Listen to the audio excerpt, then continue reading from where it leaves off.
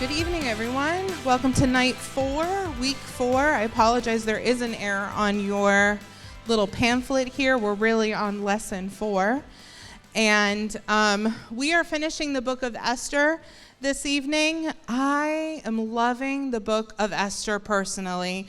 I have really enjoyed this study way more than I thought I would. I think I already mentioned that last week when I got assigned. I said this to a group of people. When we were divvying up the books and I was assigned Esther, or not assigned, but it was like, hey, do you want to do Esther? And I was like, really? Like the one girl is going to do Esther? And I wasn't really happy with it. But I'm so glad that have been given this opportunity, because it's an incredible book of the Bible. So as just a way of recap for this evening, so last week the name of the lesson, of lesson 3, was when the secular and the sacred. And we talked about really how this story, a lot of people will be very quick to point out that God's not mentioned in this story at all. So why is it even in the Bible? And instead we see here that it's actually a really beautiful perspective that we get, and that it's not this story where it's telling the story of how God did this amazing thing through people and we're seeing things clearly written out. Instead, it's almost like we're seeing how God is at work even in the midst of very secular, very normal, almost day-to-day things similar to the world in which we live today. We don't live in a Christian society. We perhaps are not talking about God all the time. We have jobs that we have, in many cases, aren't allowed to talk about the Lord. Certainly if you have a position within the government, you're not permitted to do that. And so there's times where you feel as though the world of the Bible and our world today feels very different. But it's exactly there where the Lord's like, no, don't be deceived. I'm still in control and I'm still working. And so we see this kind of clash of regular world with a powerful, powerful God. So just to talk about some of the events, we were introduced to certain characters or certain people in this book. We met King Xerxes, who was the king of the Persian Empire, the largest empire to date at the time. You have his queen Vashti, who was really in it just for the first chapter, but yet she's really kind of recognized as a lot of different people as almost like the heroine in this story, depending on who you speak to, because she was a woman of principle and she was not going to just do something that would indignify her in front of the others. But she is a woman that's kind of cast out, and instead we learn about Esther, who was brought in. And through some really kind of terrible circumstances, she becomes the next queen of Persia, which again is not a Jewish country, not a Jewish empire. This is a very pagan empire. And so we also learn of Esther's uncle, Mordecai, who is an official that works for the king. So he's like a government employee. And another government employee that we meet is Haman. And we know that Haman became second to the king. He was a man who had a ton of power. And the most notable thing about him is he was a jealous man and he hated the Jews. So we discovered that he had a plot to kill all the Jews last week. And so that's kind of where we stand right now, where we have Mordecai and Esther know about this plot to kill all of the Jews. And remember, this is across the entire Persian Empire that this is supposed to happen. So in this one day of battle, the hope is that all of the Jews would be completely annihilated, that no more would there be any trace of Jewish blood on the earth. And if we think that, okay, that's somewhat of a big ask, we've seen that this has happened in history, not with the Jews, but with other groups of people, that there have been successes in completely removing certain people groups. And we see that also in the Old Testament. So it was something that was actually a very real threat to them. And so Esther and Mordecai kind of like work together. Esther in this new position as the queen, she's like fresh in the door. She's thinking, okay, now finally I could live a bit of a life of luxury. I've already gone through the worst of it. I was orphaned. I was forced to be here. I had to have sex with the king against my will, perhaps. She's with just just like her whole life is upside down, and now she thinks, now I'm queen, now things will get better for me. But there's a different plan in play. And so she asks her, all of her harem and Mordecai to fast for her, because she knows she has to go to the king and put her own life at risk for the sake of saving the Jews. And so she has a banquet. I talked about last week how banquets is like a major theme within the book of Esther. These people are just partying it up every day, every chance that they get. They love it. They're like, another chance to party? Sure. I feel like it's 5 o'clock somewhere is basically the theme of the Persians. And so it's happy hour time. They're just in a constant state of happy hour. And so there's the first banquet. Esther has her first banquet in which she says to the king, like, would you come to my banquet? And so he comes to the banquet with Haman, remember? And instead of saying what she wants, she's like, will you come again to my banquet tomorrow? So she's like, she's got the suspense down. She knows that she's not just going to like immediately say it. She's going to make this, draw this out a little bit. And she says, come to my banquet tomorrow, and tomorrow I'm going to ask you what I need. So that's where we're picking up the story tonight. I believe I have till 7:30. Is that the right time? 7:50? 7:20. Okay. I'm 25. Okay. I'm going to stay on time this time. All right, so we're picking up chapter 6. Read with me. I'm going to read certain excerpts from the text. We're going to finish the book of Esther, as I said, this evening. But starting in chapter 6, verses 1 through 3, I am reading in the NASB in the case that you're curious. During that night, the king could not sleep. So he gave an order to bring the book of records, the Chronicles, and they were read before the king. It was found written what Mordecai had reported concerning Bigthana and Teresh, two of the king's eunuchs who were doorkeepers, that they had sought to lay hands on King Ahasuerus. The king said, what honor or dignity has been bestowed on Mordecai for this? The king's servants who attended him said, nothing has been done to him. This may feel like, wait, where are we in this story? Have you ever started watching a show and the scene has just changed so much that you have to rewind because you're like, what happened? How did we get here? That is very much what it feels like right now. Because all of a sudden you have this banquet ends and all of this, like there's a calamity at the door. And all of a sudden the story, the picture changes. They reset the stage and the king is going to bed at night, the evening of the banquet, and he can't sleep. And so what's he do? Because he can't sleep, he calls his officials and he's like, read to me. Read to me the book that tells of all the things I've done. This was very normal for the kings in that day, that they would record. No one was there snapping pictures. There weren't reporters. These people, if they wanted to preserve history, the kings would do it themselves. It was really probably for some selfish reasons, that they wanted to make sure that everything that they had done was remembered for all of history. So they would have scribes that would specifically document everything that the king would accomplish. And these books were chronicles, and they would live on, telling the stories of kings and really interesting people that did significant things. And so the king's like, read to me about me. Tell me all about me. Seems like a little bit of like, tell me how good I am. Tell me about all my conquests. Tell me about all the things that I accomplished. And instead they tell him a story of a man who saved his life. And if you remember, this was like a very small blip in the very beginning of this book that we read in chapter 2, where Mordecai, who is a government official, remember this is Queen Esther's uncle, he overhears, just so happens to be in the right place at the right time, and he overhears a plot that these two men want to kill the king. And so Mordecai tells Esther, and he says, you better let the king know these guys are out for him. The king makes sure that these guys are hanged. The threat has been extinguished, and Mordecai is just forgotten about. And it just so happens on this night, in the night that the king cannot fall asleep, in the midst of him waiting to hear from his queen, What's the deal? What do you need from me? In that very evening, they happened to read to him the events of Mordecai.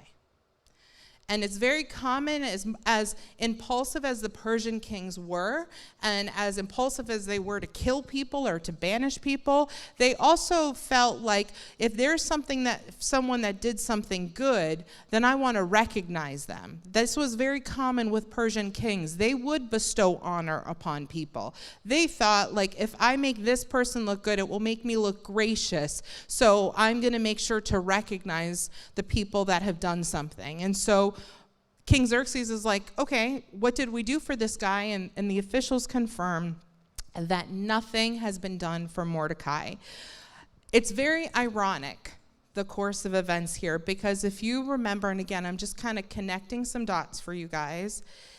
On this evening, Haman, same evening that the king cannot sleep, Haman is so enraged by Mordecai and how indignant Mordecai was for not bowing down to him, that this very night, Haman is having gallows built to kill Mordecai. Remember, I said 75-foot gallows. That on that very night that the king can't sleep, Haman is getting his people ready to make sure that they can slaughter Mordecai at the first chance in which they get. So it's almost ironic that these two things, significant things, are happening at the same time. We see here instead there's a change of events where in the next chapter, or further into this chapter, the next morning, Haman's all pumped. He's so excited. He gets to the king's court early because he's like, I'm going to get this guy. So before anybody else, he gets to the courts, and in the morning, the king's like, okay, I got to do something with this Mordecai. I know that we didn't do anything for him. This is going to look bad on me, so I got to make sure. I don't want to make an enemy out of Mordecai, so I got to make sure to recognize him. So he says to his officials, like, who of my staff is here? I need to consult with somebody. Really interesting thing about Xerxes, he was the one with all the power, but every time there was like this critical event, he always needed to consult with people. So you see that all throughout the book of Esther, that he's constantly pulling in consultants, officials, like, tell me, what do you think I should do about this? So the official says, oh, Haman's here. And so Haman, who got up early because he needed to go to the king straight away, he was waiting for the king to call on him so that he can ask if he can have Mordecai killed. So Haman walks in thinking, like, here's my shot. I'm going to finally take care of this Jew that will not bow down to me. And instead, things start to shift. In chapter 6, verse 7, the king says to Haman, like, what should I do? What should be done for the man the king delights to honor? He says, like, I need to honor somebody. What do you think I should do? And Haman, he's the second in command. Who else is he going to honor? Of course he's going to honor Haman. That's what Haman's thinking. So Haman's response is pretty comical here. Then Haman said to the king, for the man whom the king desires to honor, let them bring a royal robe which the king has worn, and the horse on which the king has ridden, and on whose head a royal crown has been placed, and let the robe and the horse be handed over to the one the king most noble princes, and let them array the man with the king whom the king desires to honor, and lead him on horseback through the whole city square, and proclaim before him, thus it shall be done to the man whom the king desires to honor. Haman is like, that's it. I'm about to have my moment. These are my 15 minutes of fame. Where's my horse? Where's my robe? Somebody get my crown. This is my moment. He is living high, living his best life right now, thinking, just wait. Wait till everyone sees me riding through the middle of the city with everything that I just said. It was the highest honor that would be given to a subject at the time. A man permitted to wear the king's robes would be vested with a certain dignity and prestige in the eyes of his peers because of the close association with the king. This was like the highest that you can get. You were never going to, unless you decided to kill the king and you succeeded, you were never going to have any higher honor than wearing the king's robes, wearing the king's crown, being on the king's horse. It did not go higher. This was the pinnacle here. And that's what Haman was setting up for himself. Little did he know that it was for Mordecai. And what's so interesting in the book of Esther, and we've titled today's lesson as The Great Reversal, because what we see are a ton of parallels in this book, where all of a sudden things were one way and then they are reversed to go in the other direction. For those that like the card game Uno, do we have any Uno players in here? I love the game. This was like my childhood game. I was like, where's that reverse card? Like, aren't these cards just like, if you had that reverse, draw 2, draw 4? Recently they said that you can't, the Uno people said you can't layer draw 2s. Right? Yeah. Exactly. Uno, but the thing about Uno is everyone has their own rules to play the game of Uno. So it's a dangerous game to play with new people.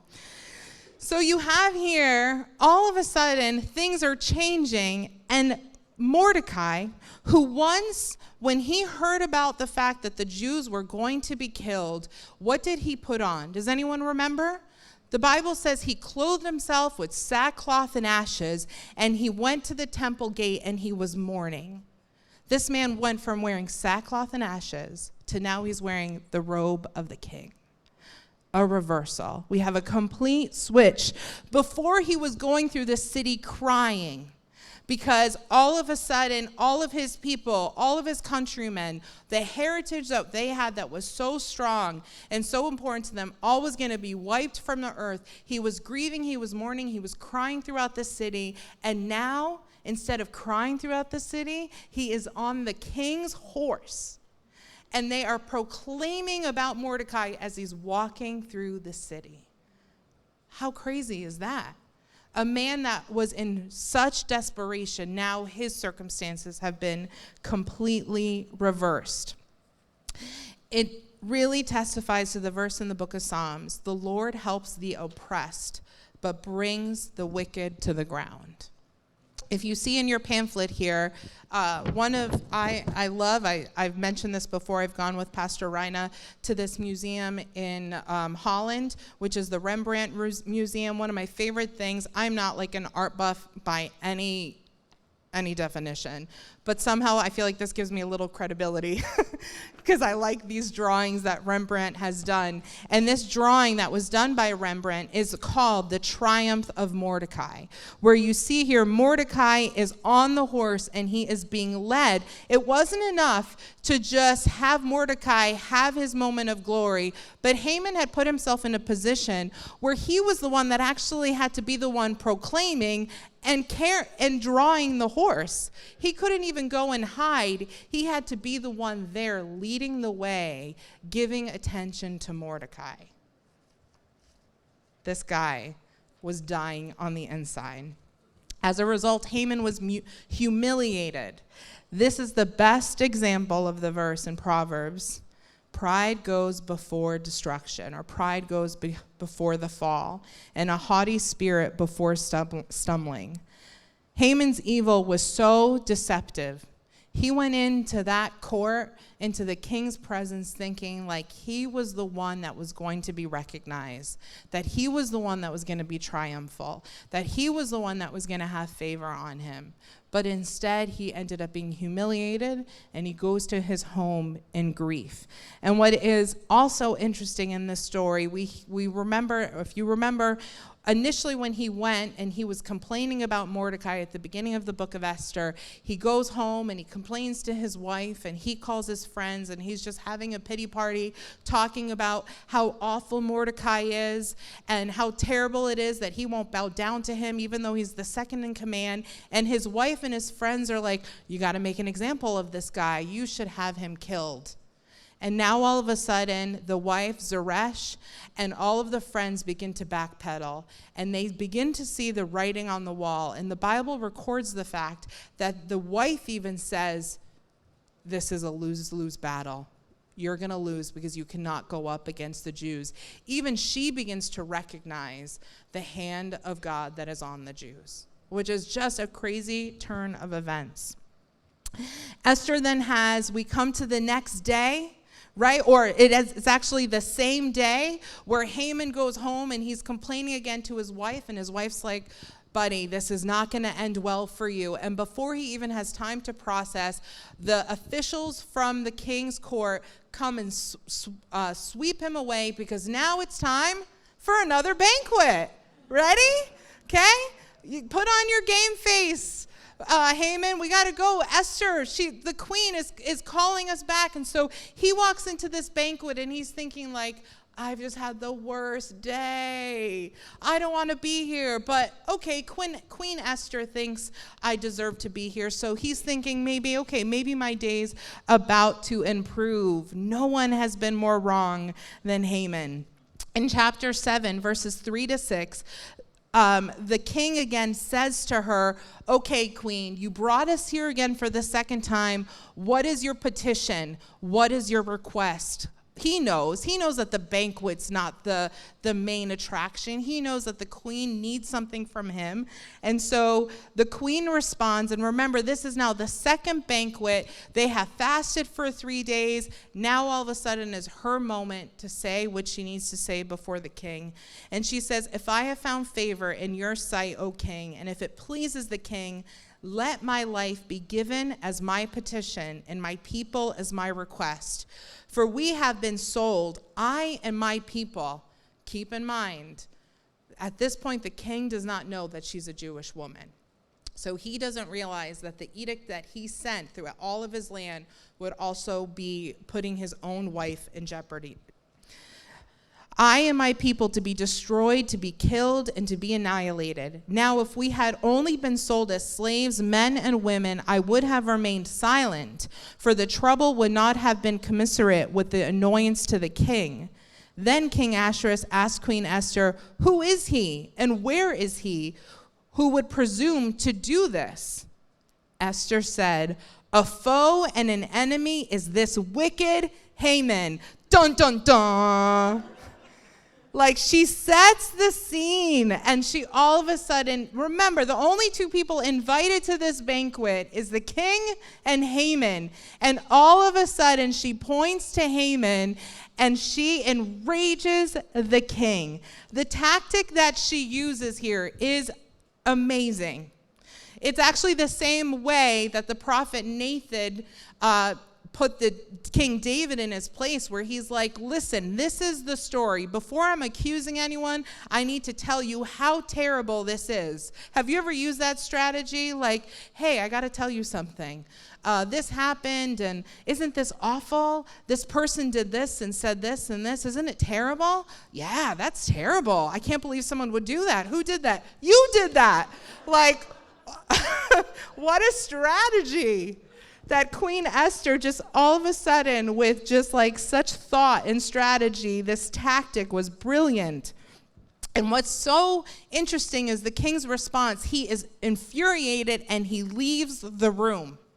Haman is there just left, like, what is about to happen? And it makes you wonder, like, what is the king thinking right now? Like, the king, again, remember, was the one who gave Haman the power to do this. So even though the person ultimately responsible for this plan was Haman, it was the king that allowed this to happen. He was allowing this entire people group to be killed, not realizing it would also take the life of his beloved Queen Esther. And so I wonder if he was like conflicted, like, what do I do? Am I going to look stupid right now? Perhaps he's thinking about the situation with Vashti where he was humiliated then. Now his wife is going to be killed. Is he going to be humiliated again because he made a wrong call? Instead of being wiser and smarter, he let Haman call the shots. I wonder if King Xerxes was just struggling, not knowing what to do in the moment. And so he's kind of out of the picture. He's not there, but Haman is with Queen Esther, and all of a sudden Haman realizes that his life is really hanging in the balance, and he begins to plead with Esther. The rule at the time, this was, when we read about the story in the Bible, we don't realize how significant this was. But the king re-enters the room, and Haman is like begging for his life with the queen. He realizes that she now has power in this situation. Whereas he was second in command, now he's subject to the queen.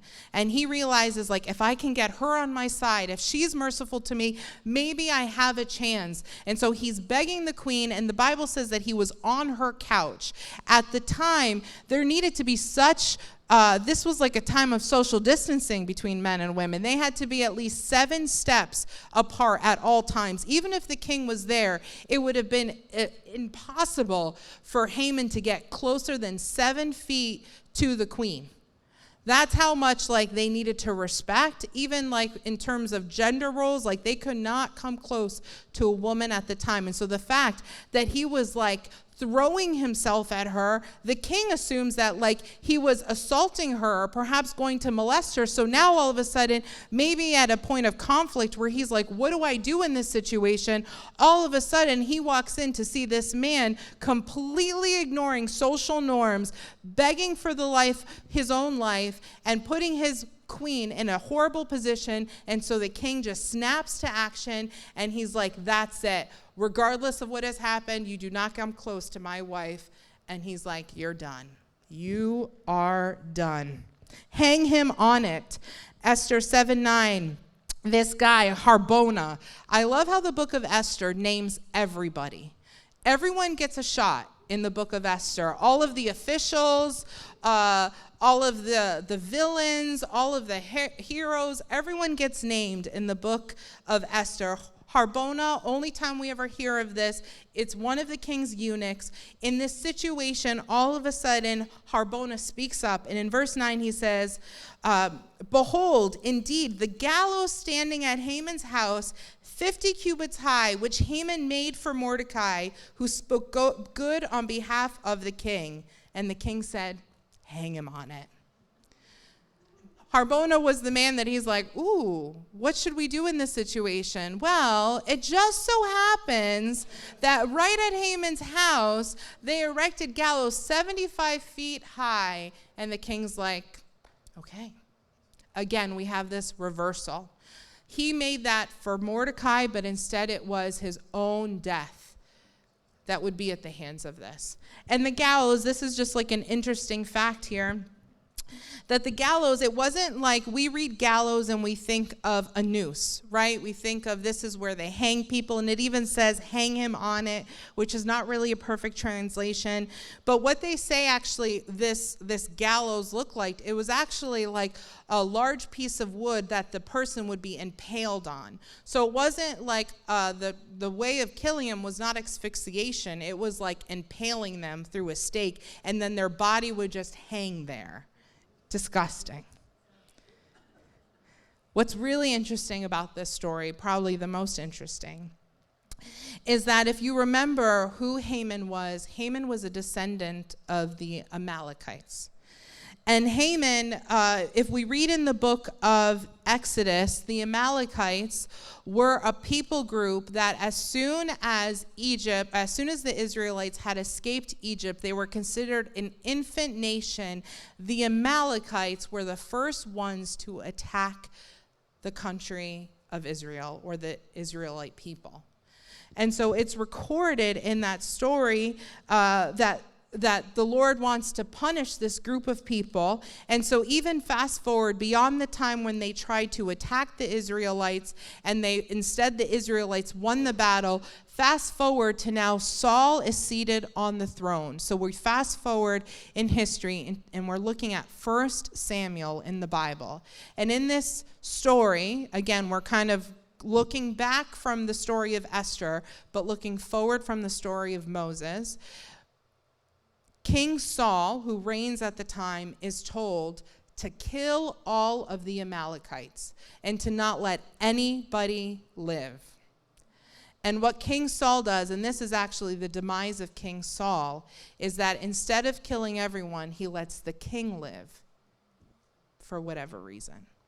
So he kills all of the people in battle, but instead he lets the king live. A complete disregard for what the commandment was of God. He was supposed to kill everyone.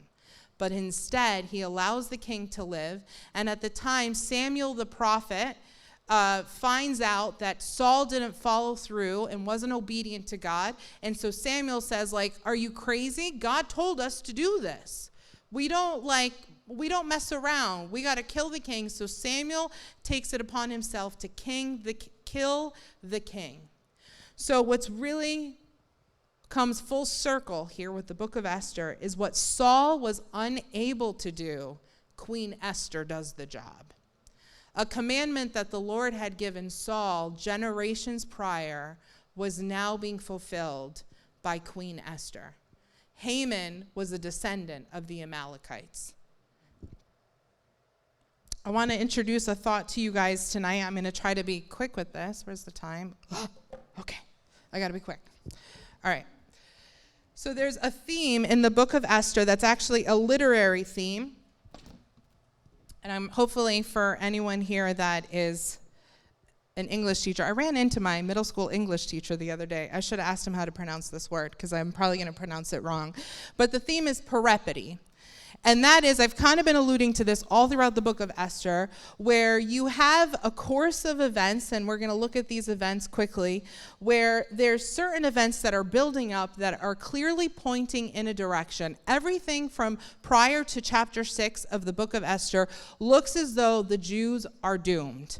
But the word peripety is a literary style in which all of a sudden things all look to be going in one direction, and there's an event, and all of a sudden things completely reverse and change course, and they begin to go in a different direction. So we see all of these parallels in the book of Esther. We start off the book of Esther with 2 banquets. King Xerxes has 2 banquets. Then now we have Esther's first banquet. And then what happens here in the middle? I'm going to come back to that.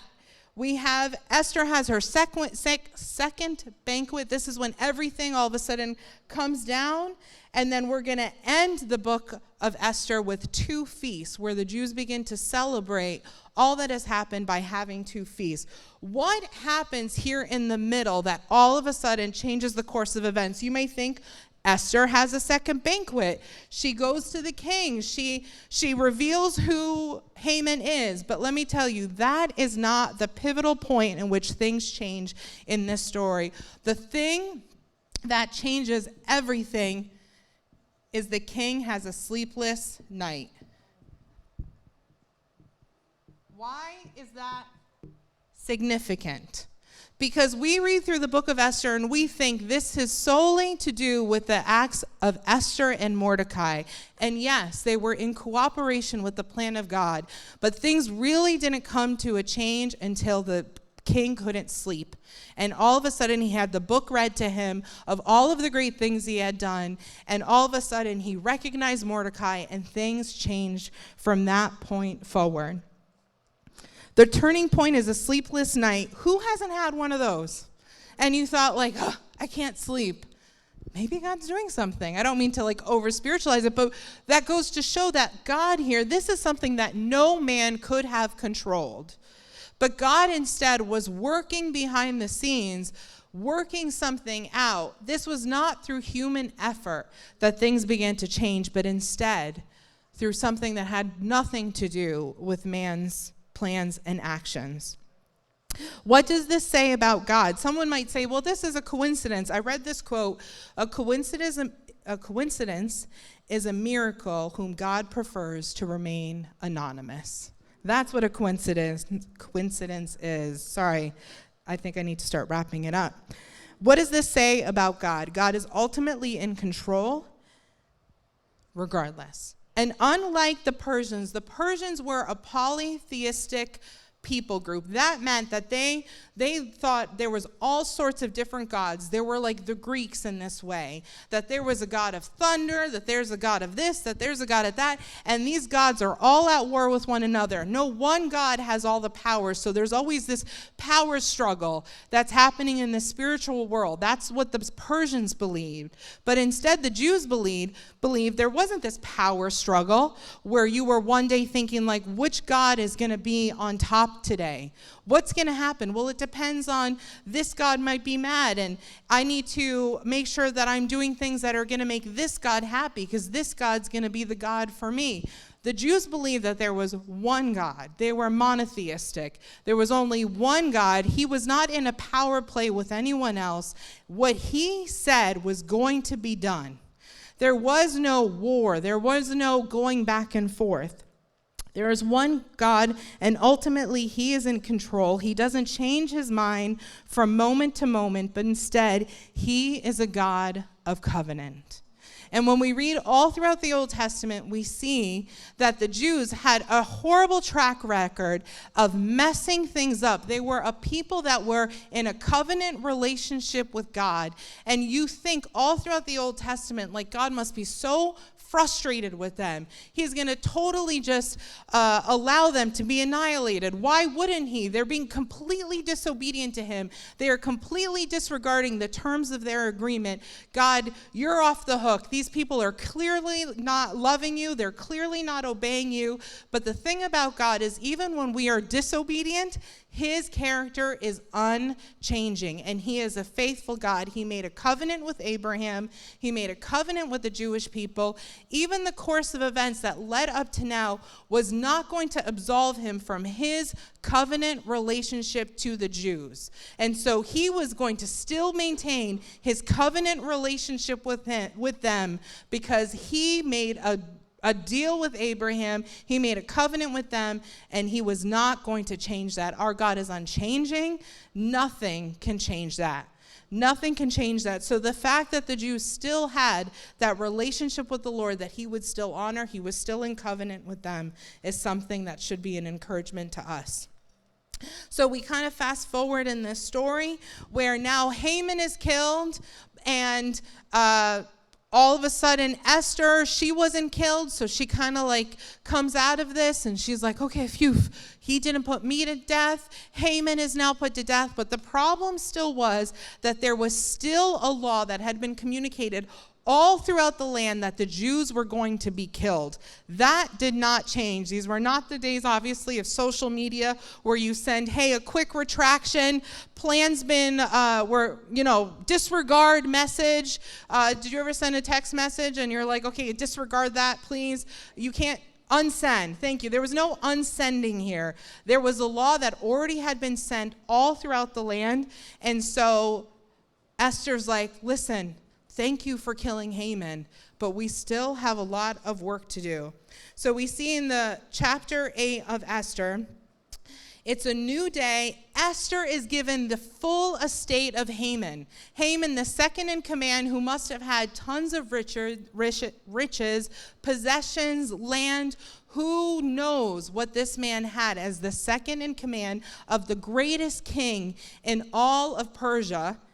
Everything that he owned is now given to Esther, an orphan who had nothing. And what is super cool in this story is that she, now having possession of all of Haman's possessions, gives it to Mordecai. Mordecai, a man that took her in as an orphan, she now says, I'm putting you in command, and I'm repaying the favor back to you. I think that's a beautiful reversal, a beautiful story. And the king gives King Xerxes his signet ring. If you guys have your pamphlet here, anyone know whose chubby fingers these are? What's that? No, this is King Charles. If you've seen in the news that people are very suspect of the king's swollen fingers. But if you notice on King Charles' finger, and this is always worn on the pinky, it's called a gentleman's ring. Sometimes I've seen those and I'm like, that's a little gaudy. But there's a reason why they wear it on the pinky. It's a signet ring. It's called a gentleman's ring. And so the king, which this ring was on Haman's hand, he obviously takes it from Haman, and now he puts that same signet ring on Mordecai. Again, reverse. Reverse. He slaps down the reverse. In chapter 8, verse 11, the king granted the Jews who were in each and every city to assemble and to defend themselves. So the queen says to the king, like, we still have to do something. Would you send an edict out that contradicts the one that you already sent out? And so the king obliges them, and he says, the king granted the Jews who were in every city the right to assemble and to defend themselves, to destroy, to kill, and to annihilate the entire army of any people or province which might attack them, including children and women, and to plunder their spoil on one day in all the provinces of the king, the 13th day of the 12th month. What is something that could not change is the king had already sent a rule out. It says in the Bible, the king says, well, I can't just retract it. Once my signet ring is on that law, it is irrevocable.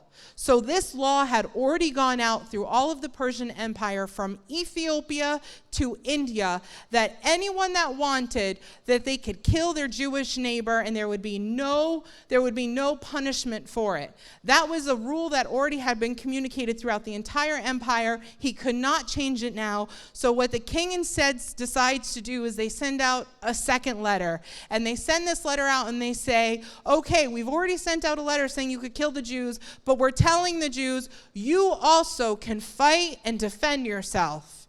And you can instead take up arms and you can annihilate the people that are trying to annihilate you. The first law couldn't be changed. Instead, he empowered the Jews the chance to protect themselves.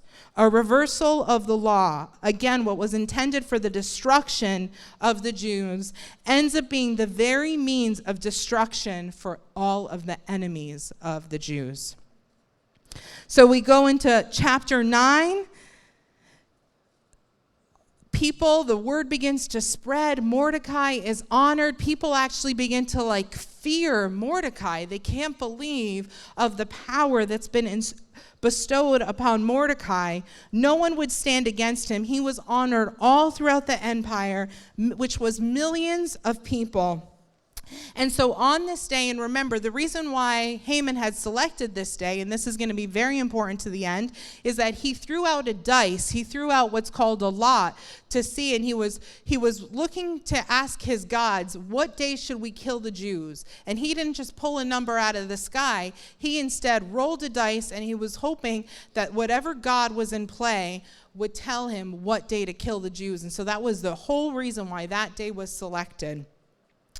And so on this day, now the Jews are armed, and now they can kill the people that are trying to kill them. And so it says in the Bible that 500 men, only in the citadel of Susa, which was where they were living, that they were killed, and that even the 10 sons of Haman were killed.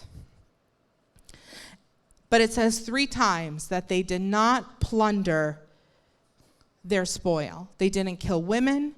They didn't kill children. The Jews win this battle, and even though they were permitted to take all of the possessions of their enemies, they were not in it to gain anything. They were in it to save their lives. That was the one reason. They were defending their right to live. And so you think, okay, great, we've won, we've done it. Esther, you could sleep at night now. Your people are safe. And so she goes to the king, and they're finding out in real time. We have 500 men killed. And Esther goes to the king, and she is not satisfied. She asks the king, can we have one more day of killing? Yikes. You've proved your point, Esther. You have this woman who was this meek and mild girl that was against her will brought into the king's harem, forced to do things. She was this timid girl who was just following instructions to now a woman who was bold and bloodthirsty. She's like, this is not enough. 500 men is not enough. So she asked the king to have a second day of killing, and an additional 300 men are killed, and all throughout the land of Persia, 75,000 men are killed. Most people do not regard this as a good move on Esther's part. It almost seems unmerciful, We don't see any evidence that this was something that Mordecai told her to do. And I think I have read through the Bible in times, and every time I see something, I think, okay, well, this must be okay because it's in the Bible. And I can't say this definitively, but there are times when we read the actions of people in the Bible where it would behoove us to measure their actions against what God's word is and was at the time, which is unchanging. And there are people in the Bible that have acted wrongly, even though there's a whole narrative that goes along with it. So most people don't think that Esther was right to do this. She even, regarding the sons of Haman, it wasn't enough that they were dead. She wanted them hanging on the gallows also. This woman was like, we are making a point, and I'm going to stand on this principle, and until every one of our enemies is killed, I am not resting. Like, what a change, what an arc for Esther as a character. So we see now that all of this has transpired. The Jews have conquered. They have now a place in society.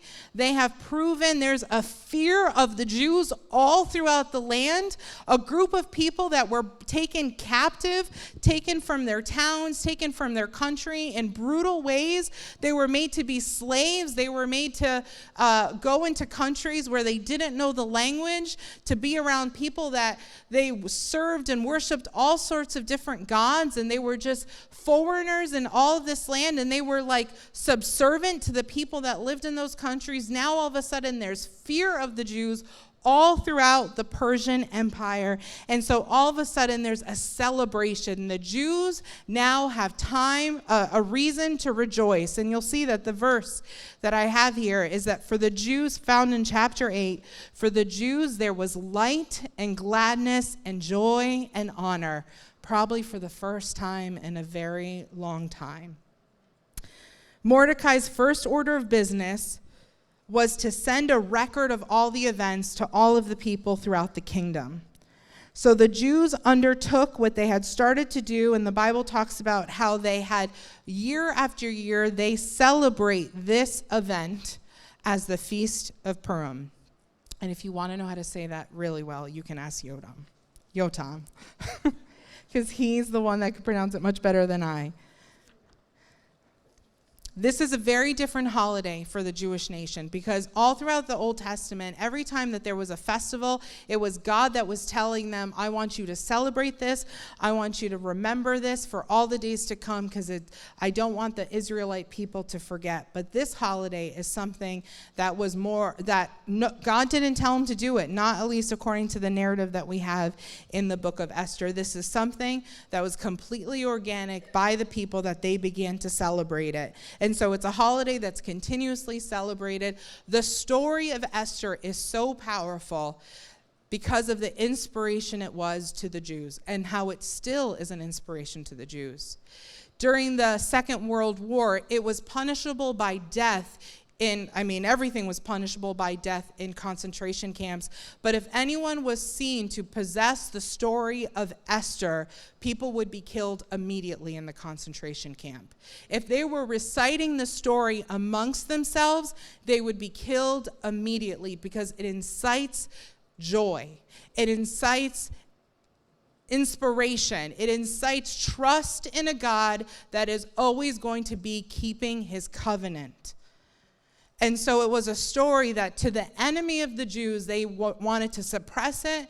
They wanted to just annihilate and remove the story from all of history. But we see year after year, what's customary is that they read from these scrolls the book of Esther to the Jews remind themselves that God has made a covenant with us, and we believe that he will fulfill it.